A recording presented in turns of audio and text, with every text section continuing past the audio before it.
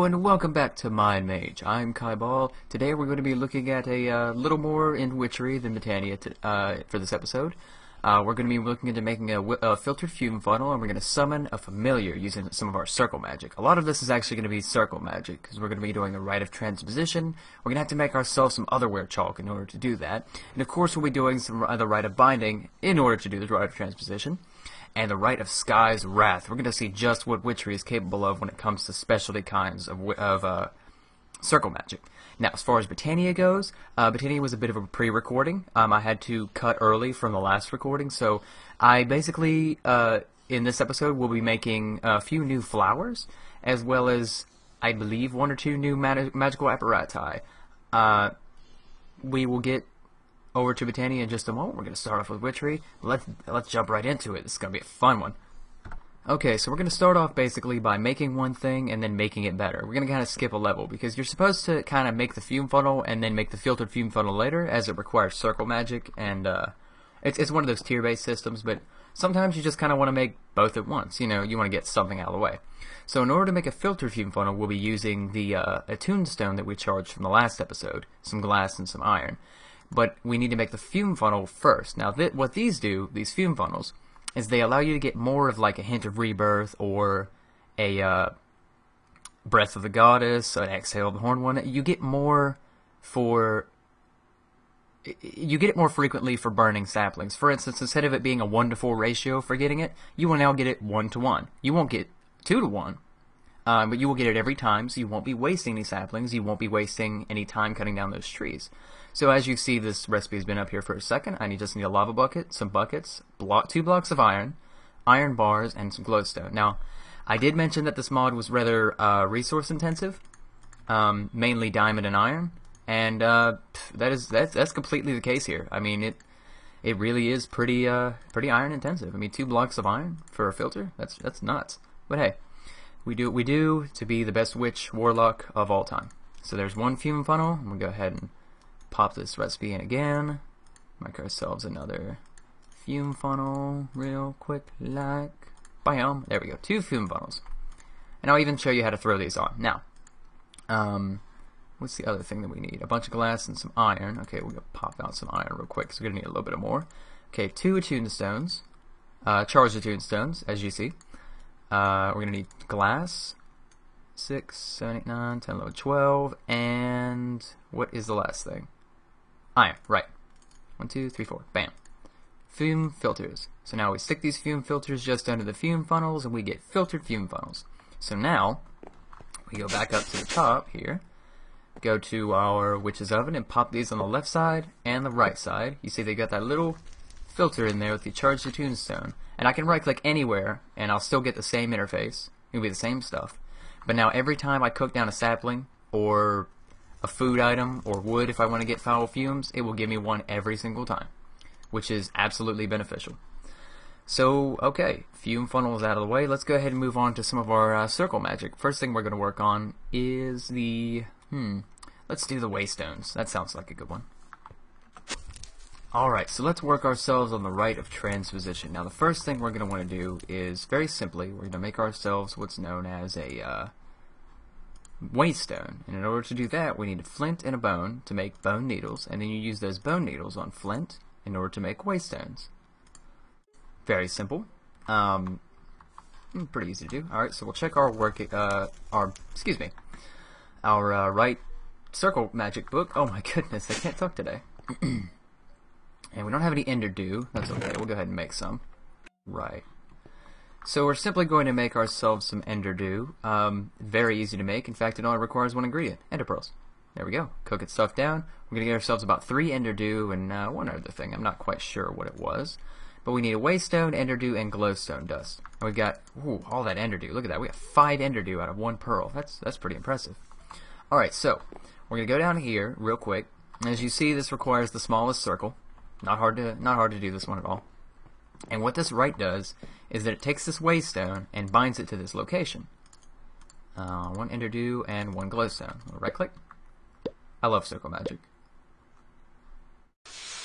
There we go, and we now have a bound waystone. It will even tell you the exact dimension marker, or the coordinates, I should say. So now, what we need to do is we need to work towards what's known as the rite of transposition, which is going to require us to make this stuff called otherware chalk. Now, simply enough, we can use this in a recipe. Oop, I clicked that thing by accident. Screw it. O-T-H-E-R. Otherware chalk. Otherworld aura. That sounds cool.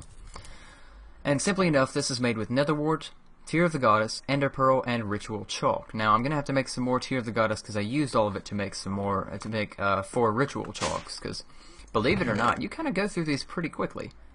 But that's alright. Luckily, this stuff's not hard to make. I'll be right back as soon as this stuff's finished cooking up, and I'll have everything else collected together, and we'll make ourselves some chalk. Okay, so, our Tear of the Goddess is ready. Let's go ahead and throw in our ingredients. We know what we're going to need here. Netherwort, Tear of the Goddess, and a Pearl of Ritual Chalk. And now when it comes to cauldron crafting, you have to make sure you do it in order, because some things start with different things, and they can make the crafting recipe wrong. So that, and then that, and then that, and 1 chalk. There we go. Now this should, there we go, look at that purple particles coming out. Nice purple water. It looks really awesome. And we'll go ahead and see real quick. Oh, it paralyzed me. Oh crap! I'm actually oh crap! I can hop. Hang on. Yeah, there we go. I got it. I can't jump very high though. I can't hop over a block. Oh my god, this is terrible. That's one of the downsides of crafting with this thing, is that sometimes you get a pretty negative status effect. That was awful. Oh man. Alright, refill this real quick, because 3 buckets of water is kind of annoying. Alright, so we've got our otherware chalk, and we've got, we'll go grab our golden chalk. Now, the rite of transposition works in that you need to charge the tombstone, which we already have, to give it power, because this is meant to be used elsewhere. It's meant to be used basically out in the field to bring you back, or to bring you to where the bound waystone is located. So we're going to go ahead and look up the thing real quick and click on the Ender Pearl, and it takes you right to the first thing. Teleport to the bound waystone's location. Oh no, look at that. We don't, I was wrong, I'm sorry. We don't need the attuned stone. We just need the bound waystone. So what we're going to do, we got our golden chalk, right? Yeah, okay. So what I'm going to show you all how to make actually is a little bonus thing. I love doing that. I love it so much. Is we're going to make ourselves 3, 4, and 4, and 1 a diamond. Remember I talked about diamond intensive? Well, this is going to be one of those things that you're going to really want to have. We're going to make ourselves what's known as a circle pendant, I believe. Let me see here. Takes gold, gold nuggets, and a diamond. Yes, here we go. Circle talisman. Okay. So, what you can do, and it's the very first binding, redstone, circle talisman, and redstone, and altar power of 1000. So what we're going to do is we're going to go down here to our circle. I need redstone. I'm sorry. Grab this real quick. Sigh. Damn trees. I'm going to have to move those chests downstairs. So what we're going to do is we're going to go to this, and I'm going to break this circle, because I don't want this one. And I can actually write over chalk, so I'm just going to write over this chalk real quick. Nice purple symbols. This is going to be our right. Now, the reason I broke this is because when I do this to bind the circle talisman, I'm going to be pulling up every available circle into the talisman. Right, like that, and there, uh-oh. Oh, yeah, okay, good. It got rid of the chalk, but it didn't take it. As you can see, I've got that little purple circle in there. And now if I right-click somewhere, which I'm not going to do here, I can lay it down anywhere that I want to. This looks like a good spot. I'm going to go ahead and drop the circle magic here. There we go. And you see it fits perfectly. I didn't plan on that, actually. That was just kind of ironic. And we've got our right here. And you see I still have the talisman. Just drop the right. So now we don't know where we are. We're lost. We're forever away. We've been walking for miles. But we know that we got to get back home. So, what we'll do, simply enough, we'll just drop our bound waystone and right-click. And look at that. How cool is that? And the bonus is that circle is still there. It's going to be there the whole time. Unless somebody destroys it or a creeper blows it up, you know, but you got to be around for that. But yeah, that's the rite of position. Excuse me. It's really cool. You can have as many of different kinds of bound waystones as you want, so you can teleport through different areas. But you have to remember that the bound waystone will be consumed, so you do have to keep that in mind. You can eventually make a you can infuse your own self with the ability to teleport, which is really cool. It's going to be happening later. I'll definitely show you all how to do that. But let's go ahead and move on to what's next. We did the binding waystone. Let's go ahead and summon ourselves a familiar. That sounds really cool. Let's see what a familiar can do. Alright, so I think it's banishing. Yeah, so get a banishing, there's summoning. You can summon a wither. Oh, that looks fun. Demon, witch, familiar. Here we go. Alright, so I need a drop of luck, a raw pork chop, a gold ingot, and Arthana. Now, luckily we have Arthana right here. Doesn't matter how powerful she is, and, or I should say, what state that she's in. Could be very damaged Arthana. And it also won't be consumed, which is a pretty good thing. But we need a drop of luck. Now, a drop of luck is not the easiest thing to make. It's actually kind of annoying. Not annoying in that it's hard. It's just annoying in that the specific items that you need are difficult to get a hold of, and it's a long process. So basically, you know, you have to make oil of vitriol, then you have to use the oil of vitriol with the diamond to make diamond vapor, then you need the diamond vapor and a gas tier to make refined evil, and then you use the refined evil in a crafting recipe in the cauldron to make a drop of luck, which requires also Mutatis Extremis, another tier of the goddess, another wart, and a mandrake root. And pop, there we go. Alright, so we got our tier of the goddess. Let's make ourselves a drop of luck. So, mandrake, nether, tier of the goddess, refined evil, Mutatis Extremis. Now, this one is a powerful one. I believe to make this, it requires 8,000 of your altar power. And we're going to check that out, because I got slowness debuff. Look at my altar real quick. Yeah, look at that. It took 7,000 of the altar power. Maybe a little more. I didn't catch it in time. But we've got our drop of luck, which looks like a horseshoe. Pretty interesting. And we need now our raw pork chop, a gold ingot, and Arthana. Now we'll go ahead and just pop Arthana off of here. There we go. And I've already tested it. It's not going to lower the range to reach the circle magic, so I'm not too concerned about the fact that I just popped that off. Okay. So now we throw in our drop of luck, our raw pork chop, one gold ingot, and Miss Arthana, and right click. Oops, I stopped it. I right clicked 2 times for some reason. Just in case you didn't know you could do that. Yeah, you can just right click and stop a thing. Uh-oh. The area around the central glyph is not clear of blocks. What? It's not clear of blocks. Area around the central glyph. Oh, okay, I see. This is an issue that occurs sometimes if certain things are in the way. Certain rites require an area that has to be clear of blocks. Maybe... I'm really hoping it's not that it has to be, you know, pointed to sunlight. Let me see what it says here. The inner area must be clear 7 by 7 by 4. Okay, so that's 7 wide by 7 tall by 4 up, and that was the reason. Those blocks up there were kind of in the way. So let's try that again, now that I've knocked that out. Do that, and Arthana. There we go. We don't need to this be in here. And there he is! Oh my god, look at him! He's adorable. He's a spectral familiar pig. Hello, little pig. You can tell him to sit. In case you've never seen a pig sit, that's what it looks like. It's awesome.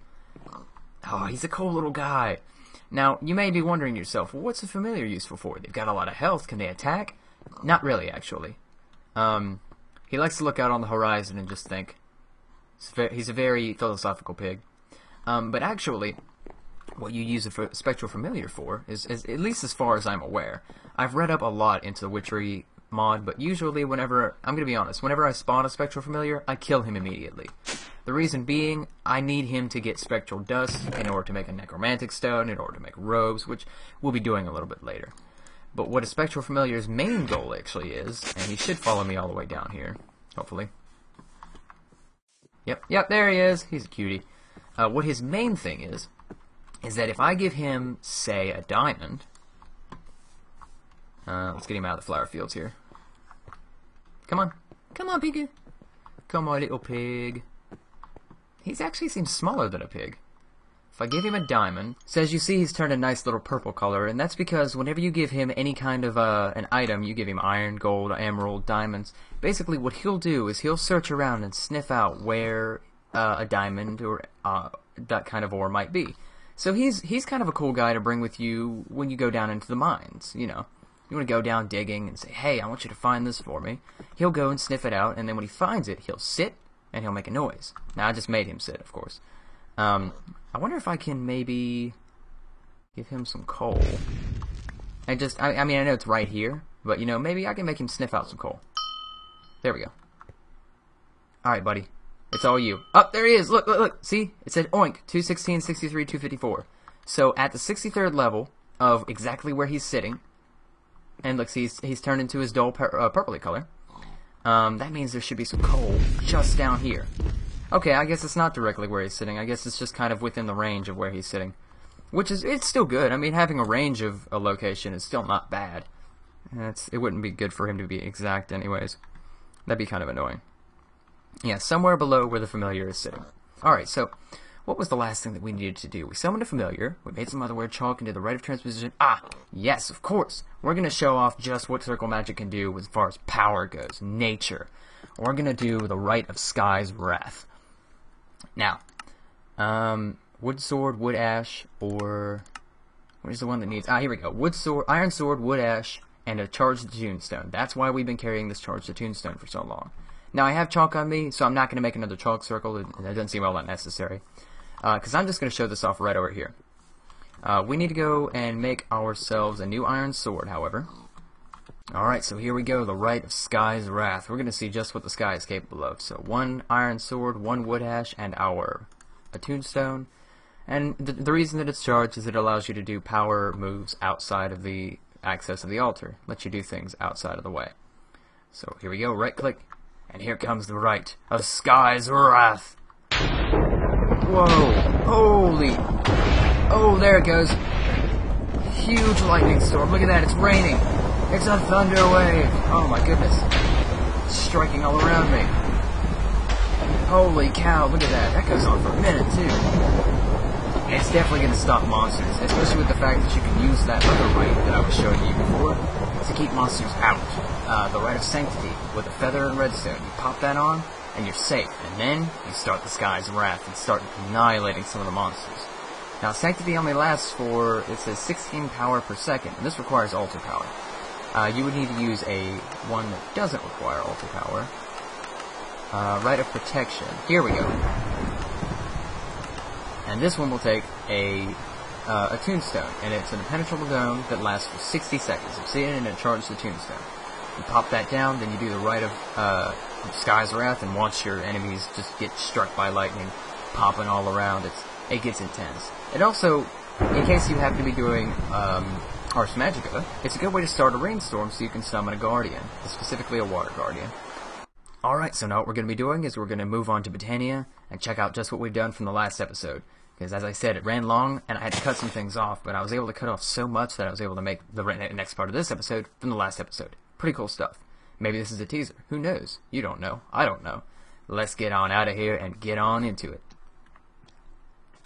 Okay, so the flower that we're going to make is a little bit complicated. In order to show off how the runes work. But what we're going to make is what's known as a Jaded Amaranthus. And a Jaded Amaranthus is a flower that allows you to basically grow more Botania flowers. It will constantly, utilizing mana, it will constantly grow flowers around it. So you can harvest them all you want. Now, in order to make this, we need to make what's called redstone root, which is very simple. It's just grass and redstone. Not hard to make. And you can pick up grass utilizing shears, or if you have Witchery, you can use bowline to pick it right up. See, pretty cool stuff. And then, it's also going to require us to make what's called a Rune of Spring. Now, this is going to go back a few levels, because we also have to make a Rune of Fire, which is going to require a few items, and a Rune of Water, which is going to require a little bit different items, mainly a fishing rod, some bone meal, and some sugar cans. So I'm going to go ahead and get everything together, and then I'm going to show off making every one of those runes all the way up to the Jaded Amaranthus, and we're going to show you just what this thing is capable of. Okay, so I've got everything together now. I think we're ready to make ourselves a couple of runes. So the first thing we're going to start off with is the Rune of Fire. Now, in order to put things in there, that is the Rune of Water, Rune of Fire. In order to put things within the runic altar, you simply right-click them, and they start floating around it. It's pretty nifty. 1, 2, 3. Okay. And now, to start the runic process, we right-click it with our Wand of the Forest. We get an awesome little sound effect. Now, it's also going to pump all kinds of magic. So I've got this one here positioned to pull magic out of the mana pool. As you see, it's not too much. And pump it all into the runic altar here. Now, it is going to take a moment. You see you have that little symbol, and it's showing you are indeed making a Rune of Fire. And all you have to do is wait for it to fill up. And once it's full up, let's see, there we go. And then we just cue on a piece of living rock and right-click with the Wand of the Forest. Oh yeah, there we go. 3 Runes of Fire. Lilium Doll is the achievement I just got. Okay, so let's go ahead and make ourselves the Runes of Water now. Same process. Just utilizing a few different ingredients. 3 mana seal ingots, a bone meal, a fishing rod, and sugarcane. And we right-click again. Get that cool sound effect, and it starts pumping the stuff in. So let's go ahead and throw that on there, since it really doesn't matter when we throw it on there. It just matters to the effect that it needs to be there to make the room. It's basically the casting element, essentially. Alright. Just a few more seconds, and we'll have a Rune of Water. Crafting it up with all this mana. See, it's not too bad on taking it either. Ooh, maybe this one's a little bit. Alright, right-click, and there we go. 3 Runes of Water. So that's cool. So now we have the Runes of Water. Now we have the Rune of Fire. So now we make ourselves what's known as a Rune of Spring. Let's go back ahead where we were. We're back on red runes. Go back. Here we go. Rune of Spring. So 1 Rune of Fire and 1 Rune of Water. Pop those things in there. And then 3 oak saplings and some wheat. Okay, right click, and we're making ourselves a Rune of Spring. Now, if it comes down to it and this one actually ends up emptying, I can simply move this one over to there and tell it to... Now, as you see, it also says sparing mana to items. And I can look over at this one, sparing mana to items. If I right-click it, shift right-click it, it'll accept rather than spare. Simply enough, that's how we're filling this up. So the Rune of Spring is finished. We right-click, or we throw that on there, right-click, there we go. We get 1 Rune of Spring. As you notice, it didn't have as much give as the other runes, but that's alright. We've got our Rune of Spring anyways. Okay, so now that we've got our Rune of Spring, it's time to go ahead and make ourselves the Jaded Amaranth. I'm going to go down here. I haven't actually set these yet because I haven't had to use them yet. I'll go ahead and set my 2 Petal Apothecaries. I just like having 2. There's really no reason to have 2. Just letting you all know. Now, in order to make Jaded Amaranth, we need to throw in a mystical green petal, a purple petal, a lime petal, and 2 purple mana petals, the redstone root, and the Rune of Spring. So let's go ahead and toss all that stuff in there. It's going to look nice and cool floating around. There we go. We got all the particles showing us that everything's ready to go. And just like every other flower, whenever you want to make it in here, you throw in a seed, and there we go. What Jaded Amaranthus. So what we're going to do is we're going to plant the Jaded Amaranthus, I don't know. Let's put it... I want to put it in an open area, so let's plant it right here. Now, as you can see, this isn't producing flowers by itself, as it does require a little bit of mana. So what I'm going to show you quickly how to do is to move mana utilizing something called a mana tablet. It's really easy to make. You just put a mana pearl in the middle of a bunch of living rock, and you've got yourself a mana tablet. It's basically a battery, portable battery, because some things actually require mana off of your person specifically. You should throw that right in there. There was such a little amount of mana that it took it right from it. Now this is accepting from items, so I'll just stick that right there. And like I said, tiny amount of mana, so it took all of it almost immediately. So now we can break this, and go ahead and pick up this, and this. There we go. And what we're going to do is we're going to place this mana pool right here. We're going to stick a mana spreader up against it. That way it knows to pull from that mana spreader. We're going to place our Endo Flames back here and here. And we're going to use our other mana spreader. And I'll end up making a new one eventually, but for now I'm just going to borrow this one. And we're going to stick it right here. Go ahead and let the Endo Flame do its job. With no wood for some reason. go. Throw the wood between the endo flames. This thing will start pumping into this. And then I'll tell this to link to the Jaded Amaranthus. Oh, I see. Okay. I was mistaken. Apparently you don't need the mana spreader. It will simply take mana out of the pool. So that's pretty cool. It went ahead and filled it up. Now, I believe you have to fill it up completely when it comes to, excuse me, making, a little bit of mana. So we're going to use boards this time. I think it just burnt up my saplings. Really need it to not do that. There we go. Look at that, right there. The Jaded Amaranthus, every time it gets a little bit of magic, it just goes ahead and plants itself a new flower. And it's pulling straight out of the mana pool. So this will fill up, but this will also drain the power a little bit. You can see it's at full power. Just look at that. That is a cool little flower. And this is going to provide me with all kinds of Botania flowers. That way I don't have to go all the way out in the world exploring, picking flowers. Not to say that I've really taken up all the flowers in this area, but it's definitely going to be very helpful for producing me some. Alright, well I think that's enough for this episode. Remember to like and subscribe. Send me any messages if you can think of any cool flowers that I should go ahead and make, because I know a lot of the ones in Botania, and I know that I could just utilize the book, but some of the ones are a little vague on their details. Some of the ones don't do what I think maybe would be necessary, but if you can convince me otherwise, that would be pretty cool.